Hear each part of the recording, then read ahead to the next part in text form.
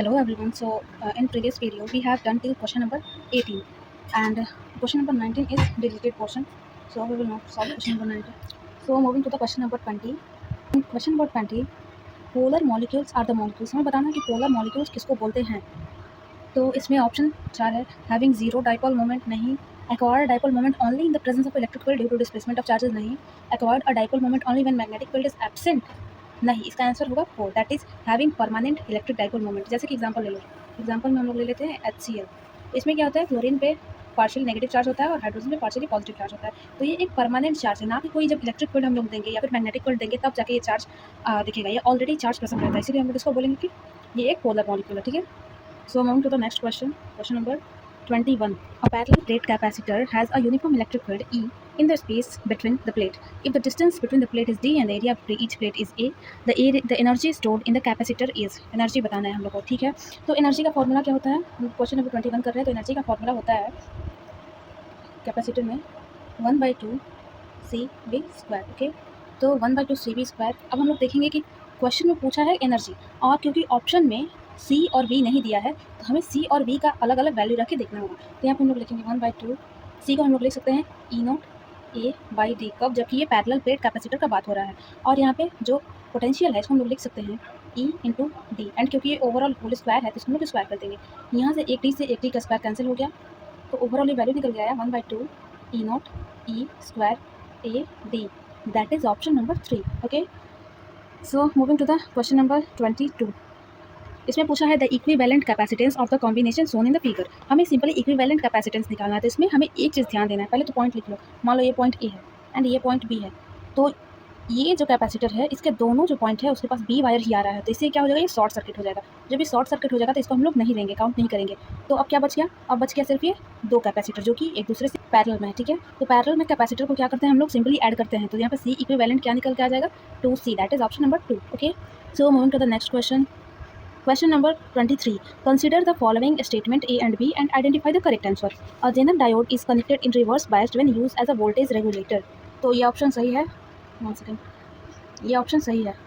जब हम लोग जेनर डायोड को एज अ वोल्टेज रेगुलेटर लगाते हैं तो उसको हम लोग रिवर्स बायस में कनेक्ट करते हैं, और वो क्या करता है, एज अ वोल्टेज रेगुलेटर काम करता है. वोल्टेज को कांस्टेंट रखने का काम करता है. मान लो लाइट आया, लाइट का वोल्टेज बहुत ज़्यादा है या फिर बहुत कम है, तो वो क्या करेगा, वो जो आउटपुट रेजिस्टेंस है, आउटपुट जो भी है वहाँ पे वोल्टेज को कांस्टेंट रखेगा. And the second one is the potential barrier of PN junction lies between 0.1 to 0.3 volt. ये ऑप्शन गलत है, क्योंकि पोटेंशियल बैरियर जो होता है वो जर्मेनियम के लिए 0.3 होता है और सिलिकॉन के लिए 0.6 to 0.7. तो ये तो किसी के लिए नहीं होता. तो ये ऑप्शन को हम लोग गलत कर देंगे.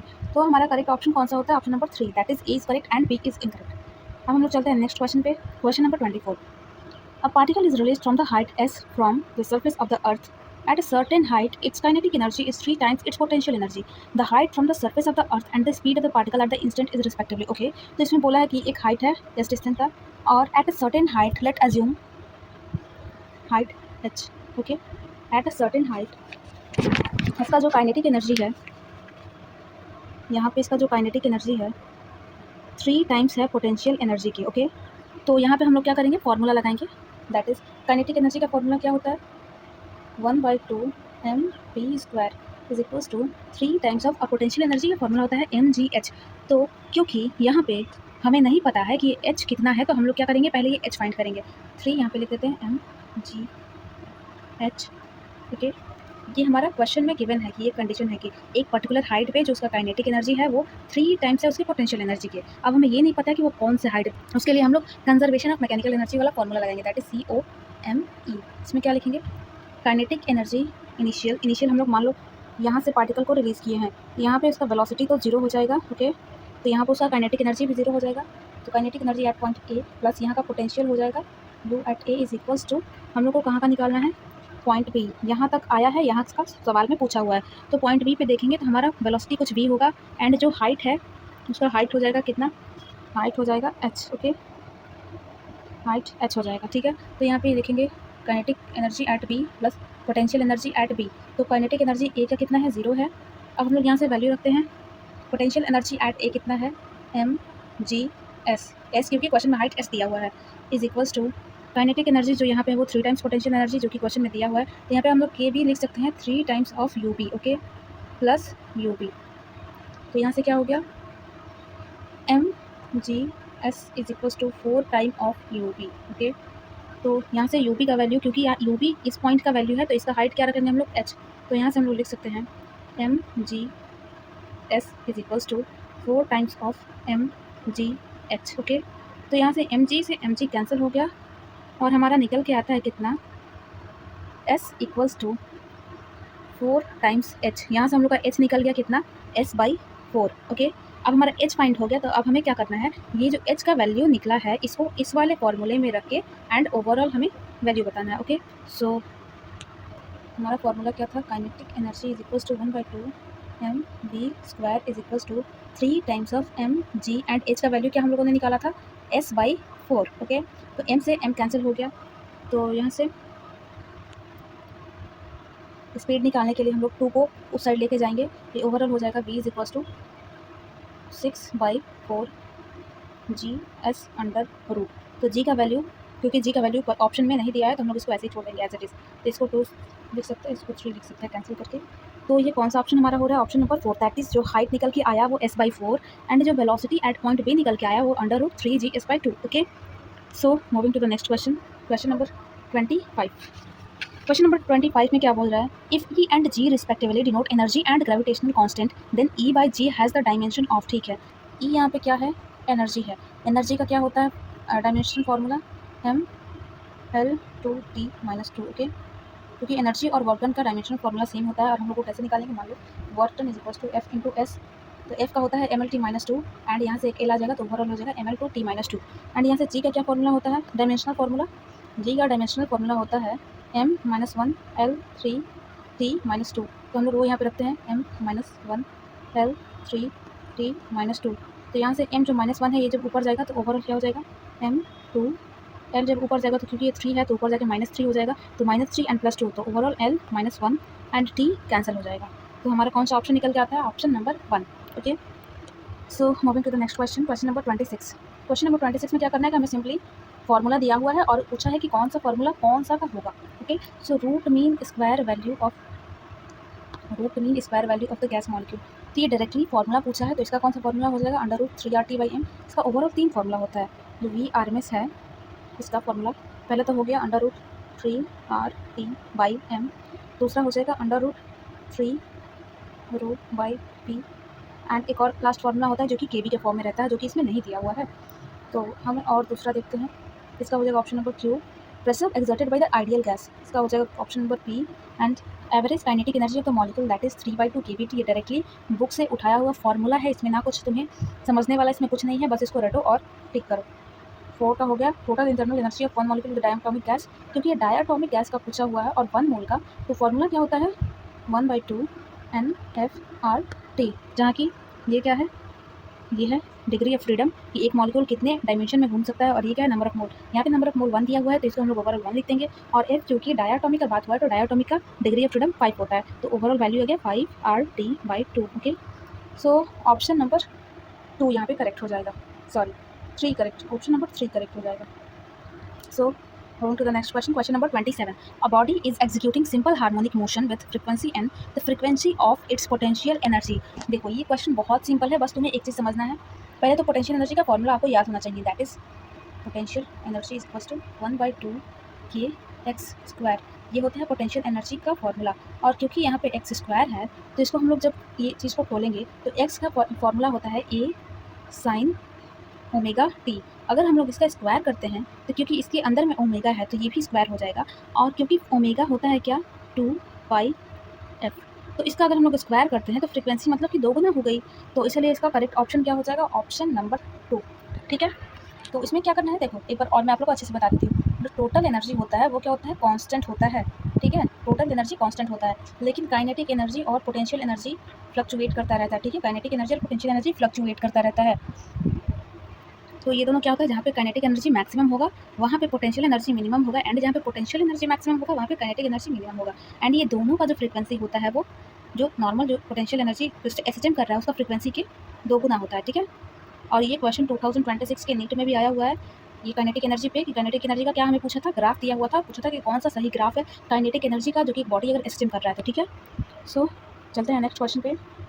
A cup of coffee cools from 90 degrees Celsius to 80 degrees Celsius in T minutes. When the room temperature is 20 degrees Celsius, the time taken by the similar cup of coffee cools from 80 degrees Celsius to 60 degrees Celsius at room temperature, same at 20 degrees Celsius. तो इसमें क्या करना है, ये directly formula based question है, बस देखने में थोड़ा स्टेटमेंट लेंदी लग रहा है लेकिन इतना कुछ लेंदी है नहीं. इसमें फॉर्मूला कौन सा यूज हुआ है, T2 minus T1 by time is equals to K T2 plus T1 by 2 minus T0.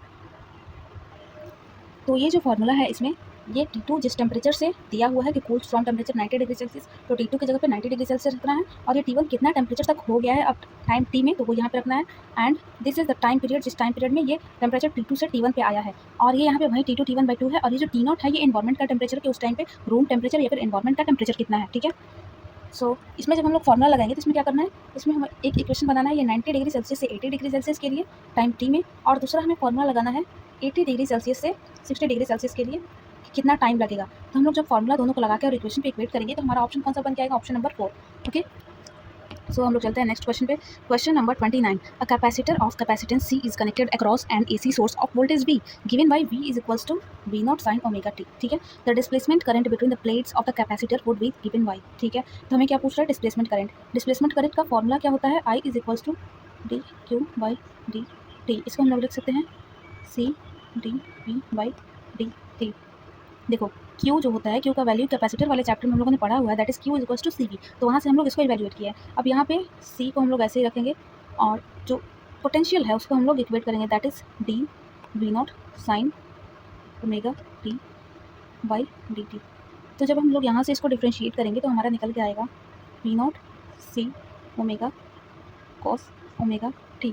देखो साइन ओमेगा टी का डिफरेंशिएशन करेंगे तो आएगा कॉस ओमेगा टी, एंड क्योंकि ओमेगा कांस्टेंट है तो ये बाहर निकल के आ जाएगा. तो ओवरऑल हमारा फॉर्मूला कौन सा होता है, ऑप्शन नंबर 1. ठीक है, हम लोगों ने इसको कैसे किया, पहले हम लोग आई का फॉर्मूला रखेंगे, that is dq by dt. dq क्या होता है, C V बाई dt. तो क्योंकि स्मॉल पोटेंशियल का हम लोग बात कर रहे हैं तो इसलिए हम यहाँ पे dv लिखे हुए हैं. अब यहाँ पे हम लोग क्योंकि v का वैल्यू हमें दिया हुआ है V0 sin ओमेगा टी, तो हम लोग उसको यहाँ पे V0 sin omega T put किए हैं और फिर उसको बस डिफरेंशिएट कर देना है, तो आपका आंसर निकल के आ जाएगा. Okay, so moving to the next question.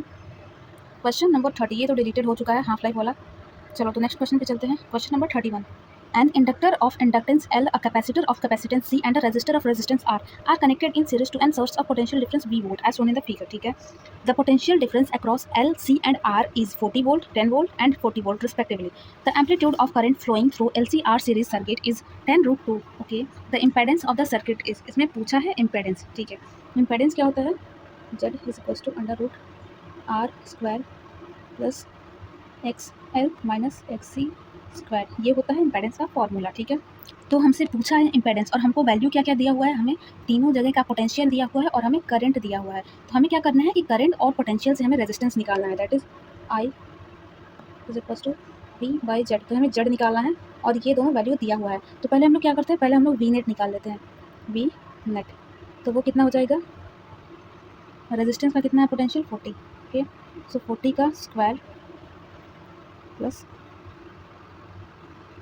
40 minus 10, that is inductor का पोटेंशियल 40 है और कैपेसिटर का 10 है, तो उसका भी स्क्वायर कर लेते हैं. तो यहाँ से क्या निकल के आ गया, 40 का स्क्वायर प्लस 30 का स्क्वायर, वो भी अंडर रूट में.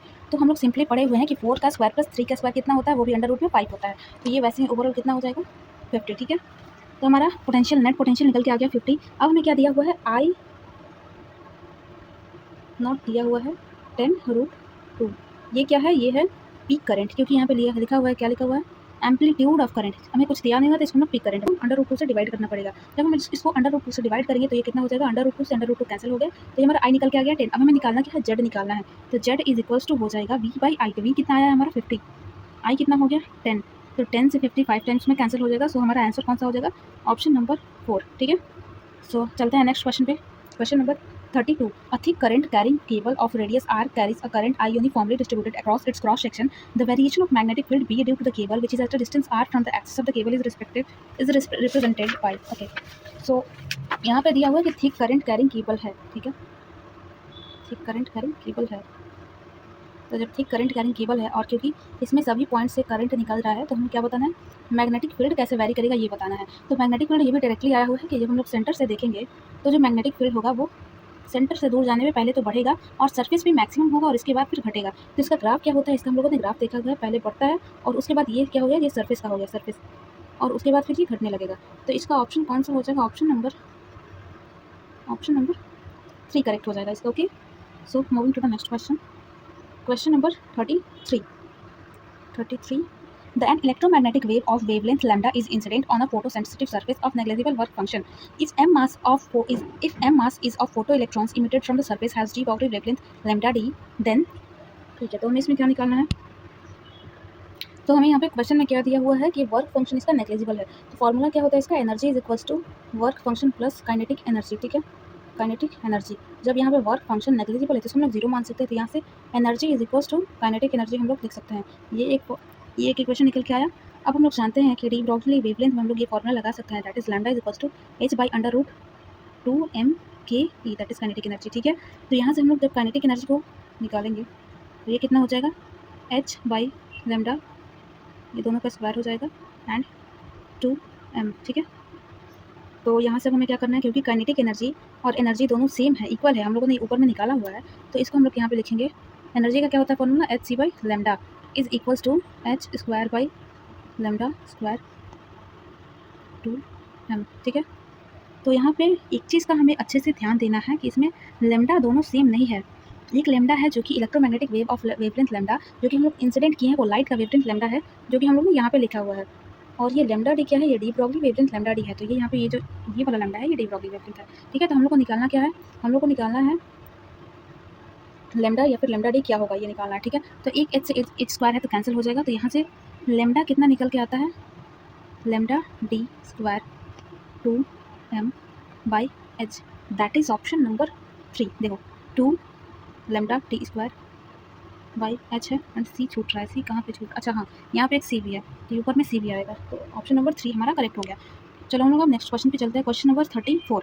The escape velocity of the earth surface is v, the escape velocity from the surface of another planet having the radius 4 times that of earth and same mass density। ठीक है, तो हमारा formula क्या होता है escape velocity का, v is equals to √2gm/r। ठीक है, तो जो कि यहाँ पे मास का बात नहीं और मास डेंसिटी का बात किया हुआ है, तो हमें यहाँ पे मास की जगह पे वॉल्यूम इंटू डेंसिटी लिखना पड़ेगा, that is √2g and density और वॉल्यूम का फॉर्मूला क्या होगा, क्योंकि अर्थ क्या है, स्फीयर है, तो 4/3πr³ एंड नीचे में एक r है, तो एक r से ये r³ का r कैंसिल होकर r स्क्वायर हो जाएगा, और क्योंकि ये अंडर रूट में है तो ये जब बाहर आएगा तो ये बस r बचेगा। ठीक है, तो क्योंकि और सब वैल्यू कांस्टेंट है तो हमें ये डायरेक्टली देखना है, क्योंकि इसी का पूछा हुआ है रिलेशन। तो यहाँ से क्या निकल के आ गया, v is directly proportional to r। हमें क्या निकालना है कि जब escape velocity from the surface of another planet having the radius 4 times as that of the earth. ठीक है, एंड सेम मास डेंसिटी, तो मास डेंसिटी तो सेम है लेकिन रेडियस उसका 4 गुना हो गया, तो उसका वेलोसिटी भी 4 गुना हो जाएगा, क्योंकि वेलोसिटी रेडियस की डायरेक्टली प्रोपोर्शनल है। तो ऑप्शन नंबर 4 हमारा करेक्ट हो जाएगा।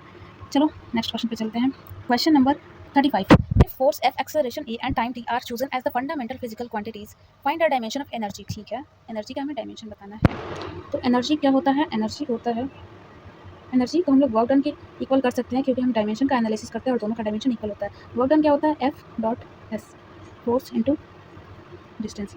ठीक है, तो हम लोग यहाँ से डिस्टेंस को लिख सकते हैं। देखो अगर हमें एक्सेलरेशन दिया हुआ है, टाइम दिया हुआ है, तो हम लोग वेलोसिटी के लिए लिख सकते हैं a into T, and distance के लिए हम लोग लिख सकते हैं, अगर हम लोग डायमेंशन वाइज देख रहे हैं तो हम बात कर रहे हैं a इंटू टी स्क्वायर। ठीक है, तो यहाँ से क्या आ जाएगा, f into a into T square. तो कौन सा ऑप्शन नंबर हमारा निकल के आता है, ऑप्शन नंबर 2। देखो अगर तुमसे बस डायमेंशन पूछ रहा है तो तुम्हें जैसे कि मान लो हम लिखते हैं डिस्प्लेसमेंट इज इक्वल्स टू, अगर इनिशियल वेलोसिटी 0 है तो 1/2 a t स्क्वायर, अगर एक्सेलरेशन कांस्टेंट है तब का मैं बात कर रही हूँ। तो हमें अगर बस डायमेंशन दिखाना है तो उसमें हम ये 1/2 का इग्नोर कर सकते हैं, क्योंकि 1/2 का डायमेंशन नहीं होता है। ठीक है, तो चलते हैं नेक्स्ट क्वेश्चन पे, question number 36। Two conducting circular loop of radius r1 and r2 are placed in the same plane with their center coinciding. If r1 is greater than r2, the mutual inductance m between them will be directly proportional to। ठीक है, तो हमें question में क्या दिया हुआ है, two conducting circular loop of radius r1 and r2 are placed in the same plane। ठीक है, तो हमें रखते हैं दो कंडक्टिंग। ठीक है, तो r1 ज़्यादा है तो ये हो जाएगा रेडियस r1 एंड ये हो जाएगा रेडियस r2। तो हमें क्या पूछा है, पहले इसका हम फॉर्मूला लिख लेते हैं, that is μ0 n1 n2 pi r square by 2r। ये हो गया म्यूचुअल इंडक्टेंस का फॉर्मूला। तो इसमें हमें क्या करना है, हमें बताना है कि म्यूचुअल इंडक्टेंस किसके प्रोपोर्शन में है। तो यहाँ से हम लोग निकाल सकते हैं, क्योंकि हमें एरिया स्मॉलर वन का लेना है और जो ये रेडियस है ये बाहर वाले का रहता है, तो हम यहाँ पे बोल सकते हैं R2² R1 M directly proportional to. तो यहाँ से कौन सा ऑप्शन निकल के आ जा रहा है? Option number 4। ये भी डायरेक्टली क्वेश्चन था। आपको क्या करना है कि पहले जो डायग्राम जैसा क्वेश्चन में बताया हुआ है वो डायग्राम ड्रॉ करना है और उसके बाद वो फॉर्मूला लिखना है और फॉर्मूला में देखना है कि आर कैसे किस पर डिपेंड कर रहा है, ठीक है। तो चलते हैं नेक्स्ट क्वेश्चन पे। Question number 37। The point object is placed at a distance of 60 centimetre from the convex lens of focal length 30 centimetre. If a plane mirror went put perpendicular to the principal axis of the lens and at a distance of 40 centimetre from it, the final image would be formed at a distance of, ठीक है। ये यहाँ पे convex lens है, इसका focal length कितना है? इसका फोकल लेंथ है, फोकल लेंथ दिया हुआ है 30 सेंटीमीटर, ठीक है। और यहाँ पे एक ऑब्जेक्ट है, ठीक है। ऑब्जेक्ट कितने डिस्टेंस पे है? ऑब्जेक्ट है डिस्टेंस 60 सेंटीमीटर पे। और हमें क्या बताया गया है कि एक प्लेन मिरर को हम perpendicular to the principal axis of the lens और कितना डिस्टेंस पे 40 सेंटीमीटर कन्वेक्स लेंस से हम लोग अगर रख देते हैं तो जो फाइनल इमेज बनेगा वो कितना डिस्टेंस पे बनेगा, ठीक है। तो पहले तो हम लोग इस पर कन्वेक्स लेंस का फॉर्मूला लगाते हैं, that is 1/v - 1/u is equals to 1/f। तो यहाँ से हमें v निकालना है और हमें u और f दिया हुआ है। तो क्योंकि कॉन्वेक्स लेंस का फोकल लेंथ पॉजिटिव होता है और u तो क्योंकि इस साइड है तो नेगेटिव होगा, तो हम यहाँ से v निकाल सकते हैं, दैट इज 1/30 प्लस 1/-60। हमें यहाँ पे ये प्लस क्योंकि है क्योंकि इसको हम लोग राइट साइड में शिफ्ट किए हैं, एंड ये यहाँ पे माइनस इसलिए है क्योंकि ओवरऑल इसका जो वैल्यू है वो माइनस में आता है। तो यहाँ से कितना निकल के आ गया? नीचे में 60 लेंगे, ये 2 - 1, तो यहाँ पे आ गया 1/60। दैट इज इसका जो इमेज का जो डिस्टेंस है वो होना चाहिए 60 सेंटीमीटर, वो भी पॉजिटिव में वैल्यू है, मतलब कि राइट साइड में होगा 60। अब यहाँ पे क्योंकि 40 सेंटीमीटर के बाद एक प्लेन मिरर है और इसका इमेज बन रहा है 60 सेंटीमीटर पे, तो ये हो गया 20 सेंटीमीटर। 20 सेंटीमीटर पे ये कॉन्वेक्स लेंस का इमेज बन रहा है और ये जो 20 centimetre that is convex lens से 60 सेंटीमीटर पे उसका इमेज बन रहा है वो एज अ ऑब्जेक्ट काम करेगा प्लेन मिरर के लिए, ठीक है।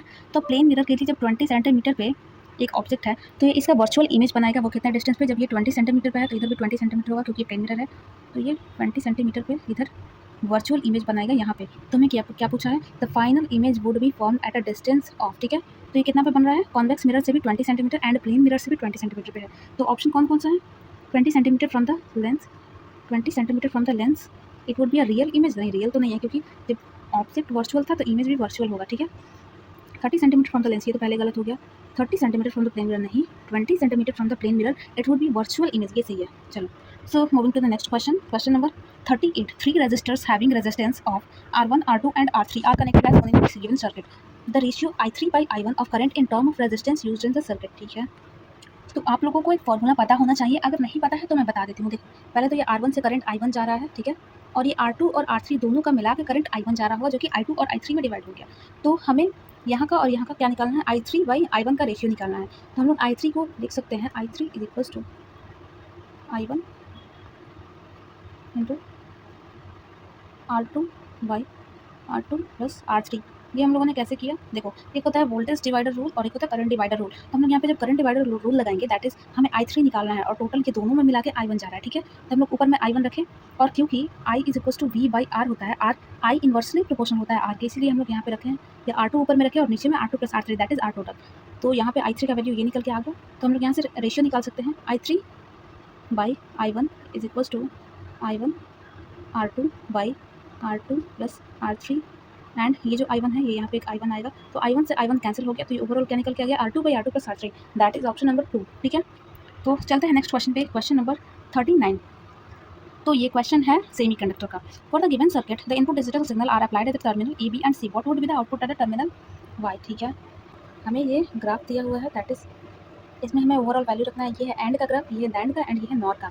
तो इस पर हमें क्या करना है? 0 और 1 का वैल्यू पुट करके चेक करना है कि ये जो यहाँ पे ग्राफ दिया हुआ है ये किस पे बैठ रहा है, ठीक है। तो हम जब इसका निकाल के चेक करेंगे तो हमारा ऑप्शन नंबर 3 आ जाएगा करेक्ट आंसर, ठीक है। तो चलते हैं नेक्स्ट क्वेश्चन पे। Question number 40। The series LCR circuit containing 5 Henry inductor and 80 microfarad capacitor and 40 resistor 40 ohm resistor is connected to 230 volt variable frequency AC source. The angular frequency of the source at which power transfer to the circuit is half of the power at a resonant frequency. Angular frequency is likely to be, ठीक है। तो ये question हम लोग को कैसे निकालना है? देखो, ओमेगा 2 कितना हो जाएगा? Omega naught plus R/2L। Omega 1 कितना हो जाएगा? Omega naught minus R/2L। तो ओमेगा नॉट यहाँ से हमारा कितना निकल के आ जाएगा? 1/√LC। तो हमें क्या निकालना है? The angular frequency of the source at which the power transferred to the circuit is half of the power at the resonant frequency is likely to be. तो इसका करेक्ट आंसर निकल के आएगा option number 3 that is 46 radian and 54 radian. ठीक है, तो चलते हैं नेक्स्ट क्वेश्चन पे. Question number 41. The car start from rest and accelerate at 5 metre per second at t is equals to 4. A ball is dropped out of the window by the person sitting in the car. What is the velocity and acceleration of the ball at 6 centimetre 6 second. ठीक है, तो पहले हम लोग एक rule जान लेते हैं कि कोई भी मूविंग ऑब्जेक्ट से अगर कोई हम लोग दूसरा बॉडी अगर हम लोग बाहर निकालते हैं, बाहर छोड़ देते हैं, तो जो इसका वेलोसिटी होगा वहीं उस ऑब्जेक्ट का भी वेलोसिटी हो जाएगा एंड उसका एक्सेलरेशन का कुछ फर्क नहीं पड़ेगा इसके एक्सेलरेशन से. ठीक है, तो ये मान लो ये एक कार है. ठीक है, ये रेस्ट से चलना स्टार्ट किया eight acceleration 5 metre per second. तो t इज इक्वल टू 4 पे कितना सा वेलोसिटी होगा 5 × 4 is equal to 20 metre per second होगा. तब यहाँ से एक बॉल एक विंडो से छोड़ दिया गया. ठीक है, बॉल छोड़ दिया गया. तो जब वो बॉल बाद में छूट गया, ठीक है, ये है time t is equal to 6 का. जब ये time t is equal to 4 पे बॉल छोड़ा गया तो इसका इस साइड में वेलोसिटी कितना था 20 मीटर पर सेकंड. ठीक है, जब इसको छोड़ा गया तो अब इस पर इस कार का कुछ रोल नहीं है. अब इस पर नीचे ग्रेविटी लगेगा g that is 10 metre per second. तो 4 सेकंड से 6 सेकंड मतलब कि 2 सेकंड तक ये हवा में रहा है. तो 2 सेकंड तक में ये नीचे का वेलोसिटी हो जाएगा 20 मीटर पर सेकंड. क्योंकि देखो इस साइड में इसको वेलोसिटी मिला हुआ था लेकिन नीचे के साइड में इसका वेलोसिटी कुछ नहीं था. तो यहाँ से हम लोग वेलोसिटी लगा सकते हैं आराम से u प्लस 80. तो क्योंकि u 0 है तो 80 कितना हो जाएगा 10 × 2 is equal to 20 metre per second. तो नीचे भी 20 मीटर पर सेकंड और इस साइड में भी 20 मीटर पर सेकंड. तो हमारा ओवरऑल वेलोसिटी कितना निकल के आ गया 20 √2 मीटर पर सेकंड. ठीक है, एंड और क्या पूछा है What is the velocity and acceleration of the ball as t is equals to 6 second. तो क्योंकि t is equals to 6 second पे बॉल हवा में है तो उसका एक्सेलरेशन 10 मीटर पर सेकंड हो जाएगा एंड वेलोसिटी 10 √2. तो ऑप्शन नंबर 4 इसका करेक्ट हो जाएगा. चलते हैं नेक्स्ट क्वेश्चन पे. Question number 42. The particle of mass m is projected with a velocity v is equals to इतना from the surface of the earth. v is equals to escape velocity. The maximum height above the surface reached by the particle is. ठीक है,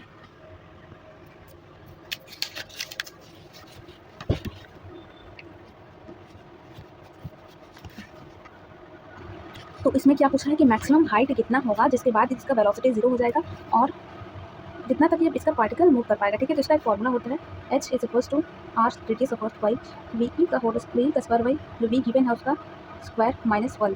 तो यहाँ पे v जो given है वो कितना है k v e. ठीक है, तो हम लोग इसको पुट करते हैं r by V E square by k square V E square minus 1. तो वी स्क्वायर कैंसिल हो जाएगा दोनों. तो यहाँ से निकल के आता है r by k square by 1 minus k square.